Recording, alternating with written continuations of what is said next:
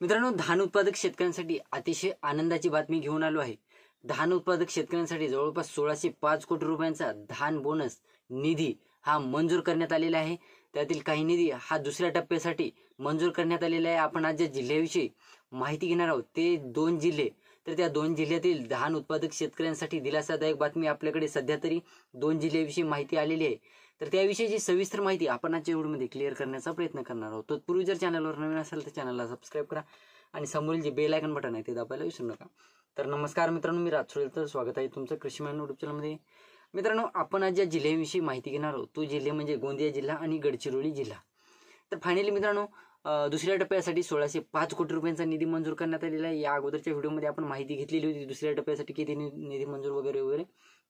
तर त्याच्यापैकी मित्रांनो जवळपास 735 कोटी रुपयांचा निधी हा दुसऱ्या टप्प्यासाठी मंजूर करण्यात आलेला आहे। मग ते भंडारा, गोंदिया, गडचिरोली हे 2-4 जिल्हे असतील। तर या 2-4 जिल्ह्यासाठी 735 कोटी रुपयांचा निधी मंजूर करण्यात आलेला आहे। त्याच्यात ऍड म्हणून जवळपास 870 कोटी रुपये ऍड करण्यात आलेले आहेत। ते कशासाठी सांगतो।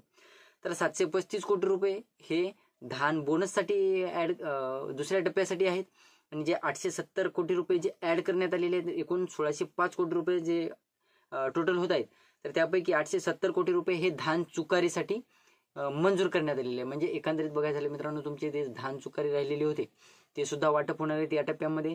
आणि तुमचा 735 कोटी रुपयांचा निधी हा धान बोनसचा ते देखील उर्वरित शेतकऱ्यांना वाटप होणार आहे। याची काळजी करण्यासारखं काही नाही। तर गोंदिया जिल्ह्यातील शेतकऱ्यांसाठी आता जवळपास 20 जुलै नंतर हा धानाचा बोनस हा वाटप होण्याची शक्यता आहे।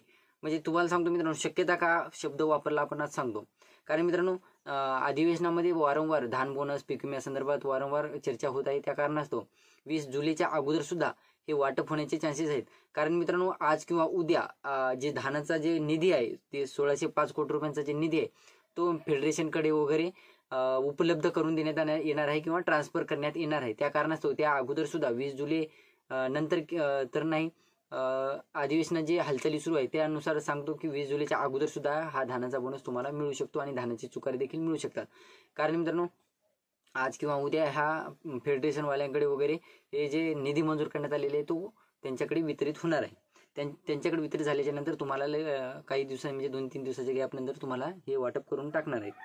तर गडचिरोली जिल्ह्याविषयी माहिती घ्यायची झाली तर जे उर्वरित शेतकरी आहेत 48,000 जे पहिल्या टप्प्याअंतर्गत जे 95,000च्या जवळपास जे शेतकरी होते त्याच्यापैकी पहिल्या टप्प्याअंतर्गत जे शेतकऱ्यांना वाटप करण्यात आलेले आहे त्यापैकी 48,000 शेतकरी अद्यापही या धानाच्या बोनसच्या प्रतीक्षेत आहे। 225 कोटी रुपये मंजूर करण्यात आलेले होते, त्याच्यापैकी जवळपास 120 कोटी रुपये हे वाटप करण्यात आलेले आहेत, शेतकऱ्यांच्या खात्यावर जमा करण्यात आलेले आहेत।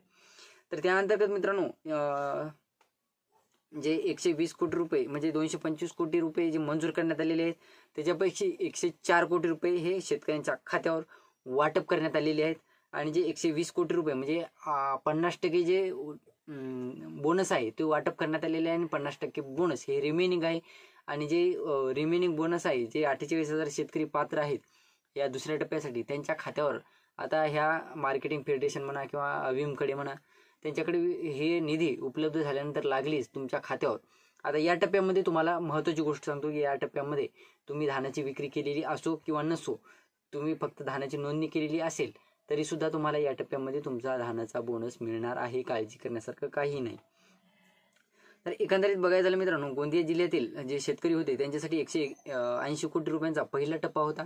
त्याच्यामध्ये 1,30,000 शेतकरी हे पात्र होते, त्याच्यापैकी जवळपास 90,301 शेतकरी हे 180 कोटीसाठी पात्र ठरवण्यात आलेले होते आणि 180 कोटी रुपयांचा निधी हा त्यांच्या खात्यावर वितरित झालेला आहे। जवळपास 40,187 शेतकरी हे गोंदिया जिल्ह्यातून अद्यापही बाकी आहेत आणि जवळपास 303 कोटींचा निधी हा धान चुकारासाठी उपलब्ध करून देण्यात आलेला आहे आणि काही निधी हा त्या धान बोनसवाल्यांसाठी सुद्धा उपलब्ध करून देण्यात येणार आहे।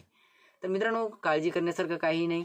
4-8 दिवसापासून आपल्याकडे कुठलीही अपडेट नसल्या कारणास्तव आपण धान बोनस विषयी व्हिडिओ बनवला नव्हता, परंतु आज आपल्याकडे अपडेट आली आहे त्या कारणास्तव व्हिडिओ बनवलेला आहे। व्हिडिओ आवडला असेल तर लाईक करा, चॅनलला सबस्क्राईब करा आणि जास्तीत जास्त शेतकऱ्यांपर्यंत पोहोचवण्याचा प्रयत्न करा। धन्यवाद।